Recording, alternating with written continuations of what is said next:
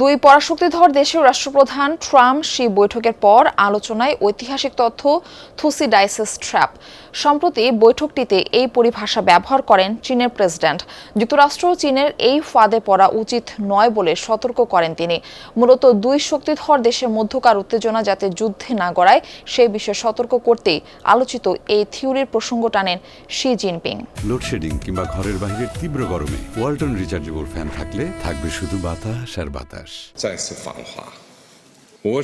বিশ্ব রাজনীতির উত্তাপ যেন আবারও জমে উঠেছে চীন যুক্তরাষ্ট্রের শীর্ষ বৈঠকে।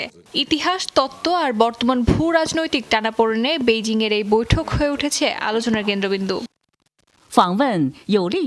চীনের রাজধানী বেইজিংয়ে অনুষ্ঠিত উচ্চ পর্যায়ের বৈঠকের শুরুতেই চীনের প্রেসিডেন্ট শি জিনপিং প্রাচীন গ্রিসের পেলোপনেশিয়ান যুদ্ধের প্রসঙ্গ টেনে আনেন।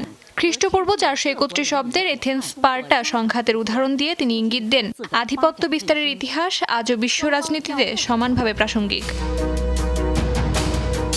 ভূ রাজনীতির বহুল আলোচিত থুসিডাইসিস ট্র্যাপ তত্ত্বের ধারণাটি জনপ্রিয় করেন মার্কিন রাষ্ট্রবিজ্ঞানী গ্রাহাম অ্যালিসন।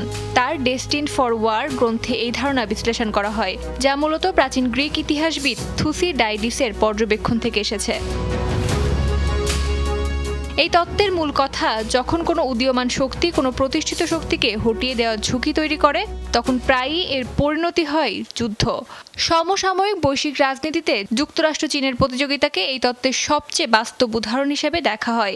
চীনের দ্রুত উত্থান চ্যালেঞ্জ করছে যুক্তরাষ্ট্রের দীর্ঘদিনের বৈশ্বিক প্রভাবকে। পর্যবেক্ষকরা বলছেন বহু বছর ধরে এই শব্দ ব্যবহার করে আসছেন শি।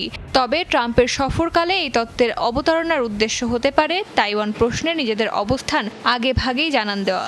বৈঠকে তাইওয়ান ইস্যুকে সবচেয়ে সংবেদনশীল বিষয় হিসেবে তুলে ধরে চীন সতর্ক করে দেয় এ বিষয়ে কোনো ভুল পদক্ষেপ দুদেশের সম্পর্ককে গভীর সংকটের দিকে ঠেলে দিতে পারে।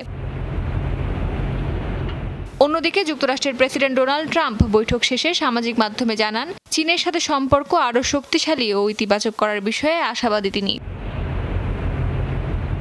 অস্মিতা বিশ্বাস, যমুনা নিউজ।